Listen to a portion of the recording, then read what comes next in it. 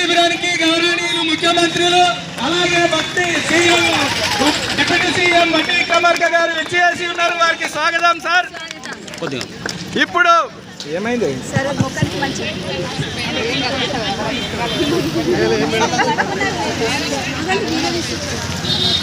కనబడతలేదు సార్, కొంచెం జరపండి. ప్రభాకర్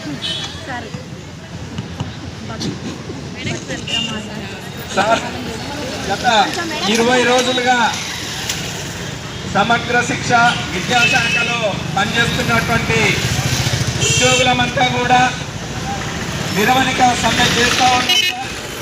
విద్యాశాఖలో 20 సంవత్సరాలుగా పనిచేస్తూ ఉన్నాం. వెట్టి చాకరికి గురి అవుతా ఉన్నాం. సాధించాలని వేతనాలతో ముందు తీసుకోవాలి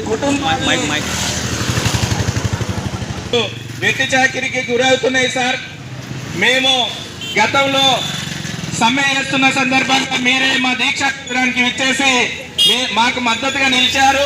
అందుకు ధన్యవాదాలు. ప్రభుత్వం వచ్చినప్పుడే మమ్మల్ని అందరినీ కూడా రెగ్యులరైజ్ చేస్తామని చెప్పి మాట ఇచ్చి ఉన్నారు సార్. కాబట్టి ఇప్పటికైనా 20 రోజులుగా సమ్మె చేస్తున్నటువంటి మా సమస్యల్ని వెంబడనే పరిష్కరించాలి. బానిస బతుకులు బతుకుతా ఉన్నాం, బానిస సంఖ్యలతో ఉన్నాం. కాబట్టి ఈ బానిస సంఖ్యలు నింపడానికి మీకు ఒక దిక్సూచి లేక వచ్చిందని చెప్పి మేము అనుకున్నాం. కాబట్టి ఈ బానిస సంఖ్యలు నింపి 80,000 కుటుంబ సభ్యుల సమగ్ర శిక్ష కుటుంబ సభ్యుల బాధల్ని అర్థం చేసుకొని వీళ్ళందరినీ కూడా రెగ్యులరైజ్ చేసి జీవో రూపంలో ఇవ్వాల్సిందిగా కోరుతా ఉన్నాం సార్. మన సమ్మె శిబిరానికి గౌరవనీయులు సీతక్క మంత్రివర్యులు, అలాగే పొన్నం ప్రభాకర్ గారు, అలాగే బట్టి విక్రమార్క గారు, సీఎం రేవంత్ రెడ్డి సార్ వచ్చి ఉన్నారు. వారికి ప్రత్యేకమైన ధన్యవాదాలు. కాబట్టి ఇప్పటికైనా ప్రభుత్వం స్పందించి మన దగ్గరకు వచ్చేసి మన సమస్యల్ని వినడానికి వచ్చినందుకు మనం అందరం కూడా ప్రత్యేకమైన ధన్యవాదాలు తెలియజేస్తా ఉన్నాం. ఇప్పుడు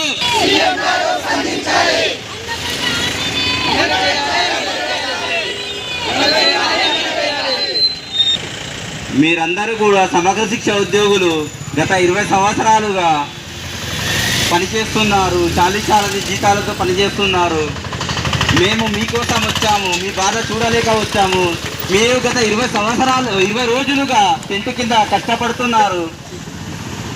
మేము మీకు నిన్న కూడా మా మంత్రివర్గంతో మాట్లాడడం జరిగింది. మా వాళ్ళు మీతో మాట్లాడారు. కాబట్టి ఈరోజు నేను వచ్చాను మీ బానిస సంఖ్యలు పెంచడానికి.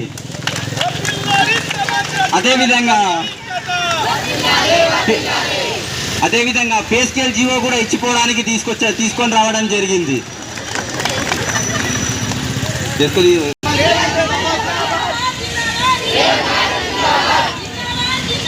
ఓకే ఓకే ధన్యవాదాలు.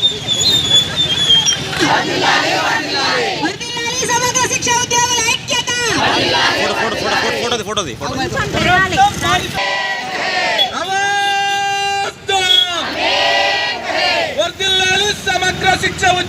ఐక్యత, వర్ధిల్లాలి సమగ్ర శిక్ష ఉద్యోగుల